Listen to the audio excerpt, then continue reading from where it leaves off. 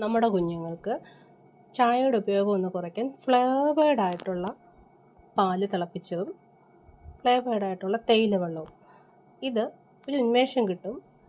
താല്പര്യമുള്ളവർക്ക് ആദ്യം നന്നായിട്ട് പാല് തിളപ്പിക്കുക.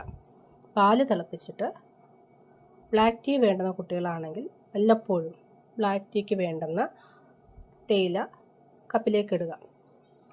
മധുരം ആവശ്യമുള്ളവരാണെങ്കിൽ ആവശ്യത്തിന് മധുരം ഇടുക. അതുപോലെ തന്നെ ആവശ്യത്തിന് ഫ്ലേവർ ഇഷ്ടമുണ്ടെങ്കിൽ ഒരു ഏലക്കയെങ്കിൽ ഒരു ഏലക്ക ഇടുക, ഒരു ഗ്രാമ്പുവെങ്കിൽ ഒരു ഗ്രാമ്പു ഇടുക.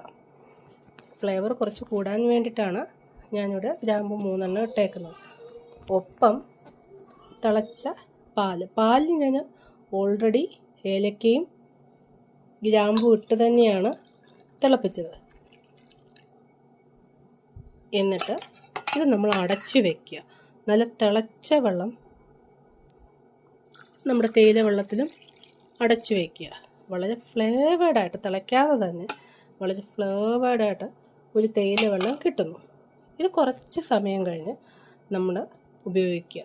ചൂട് പാകത്തിന് തന്നെ ആയിരിക്കണം. അങ്ങനെ ഇത് അരിച്ച് കുട്ടികൾക്ക് കൊടുക്കുക. ഇത് വളരെ ആ ഫ്ലേവർ കുഞ്ഞുങ്ങൾക്ക് വളരെയധികം ഇഷ്ടപ്പെടുന്നത്. ഞാനൊന്ന് പരീക്ഷിച്ച് നോക്കിയതാണ്. ആ ഏലക്കയുടെയും ഗ്രാമ്പൂവിൻ്റെയും മണം. ഏലക്കയും പഞ്ചസാരയും മാത്രമായിട്ടും പാലിൽ കൊടുക്കാം. ഏലക്ക, ഗ്രാമ്പൂ, ഇഷ്ടമുള്ള മസാലകൾ എന്തൊക്കെയാണോ അതെല്ലാം തേയില വെള്ളത്തിൽ ഇട്ട് കൊടുക്കാം. ഇതൊരു പ്രത്യേകമായിട്ട് ആ ഒരു മണം കുട്ടികൾക്ക് ഒരു പോസിറ്റീവ് എനർജി നൽകും.